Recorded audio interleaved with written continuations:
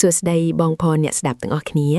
សូមស្វាគមន៍មកកាន់នាទី podcast ដ៏កក់ក្ដៅរបស់យើងនៅថ្ងៃនេះគឹមសង្ឃឹមថាអ្នកទាំងអស់គ្នាមានសុខភាពល្អនិងមានកម្លាំងចិត្តគ្រប់គ្រាន់ដើម្បីដើរទៅមុខបន្តទៀត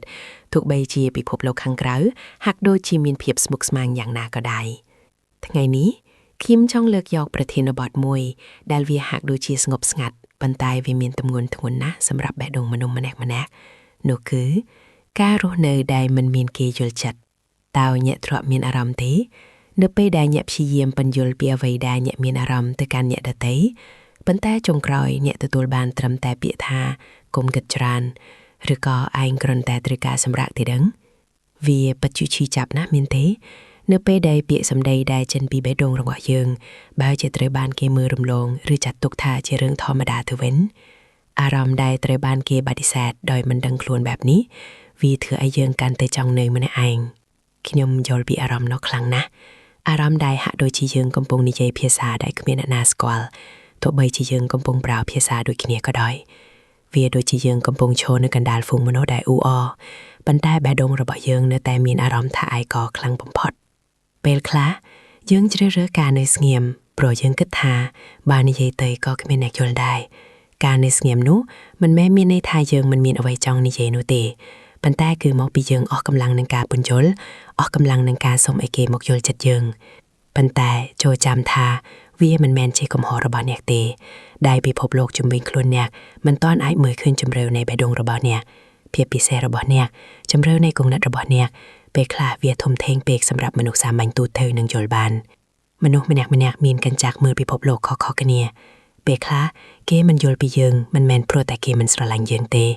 ប៉ុន្តែគឺមកពីគេមិនមានបទពិសោធន៍ដូចយើង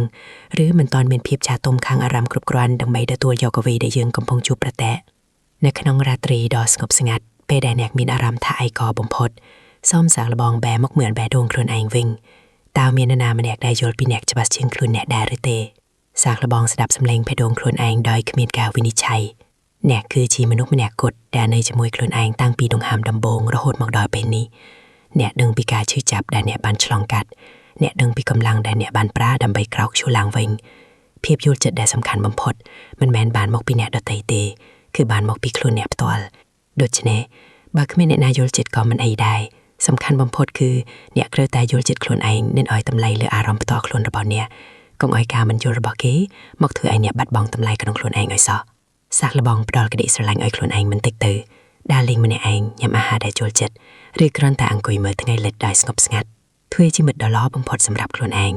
ព្រោះនៅពេលដែលយើងស្រឡាញ់ខ្លួនឯងគ្រប់គ្រាន់ការចង់បានឲ្យគេមកយល់ចិត្តនឹងថយចុះការរស់នៅដោយមិនមានគេយល់ចិត្តវាមិនមែនជាការដាក់ទោសទេប៉ុន្តែវាជាឱកាសមួយដែលធ្វើឲ្យយើងកាន់តែរឹងមាំនិងរៀនស្គាល់ពីតម្លៃពិតប្រាកដនៃព្រលឹងយើង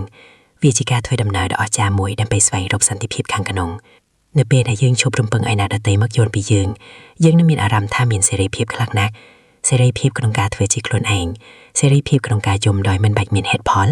និងសេរីភាពក្នុងការញញឹមដោយមោទនភាពចំពោះភាពរឹងមាំរបស់ខ្លួនមុននឹងបញ្ចប់ podcast នេះខ្ញុំគ្រាន់តែចង់ប្រាប់អ្នកថាអ្នកមិនមែននៅម្នាក់ឯងក្នុងអារម្មណ៍នេះទេមានមនុស្សជាច្រើនដែលកំពុងមានអារម្មណ៍ដូចអ្នកដែរហើយខ្ញុំក៏ជាម្នាក់ក្នុងចំណោមនោះដែរយើងនៅទីនេះដើម្បីលើកទឹកចិត្តគ្នាទៅវិញទៅមក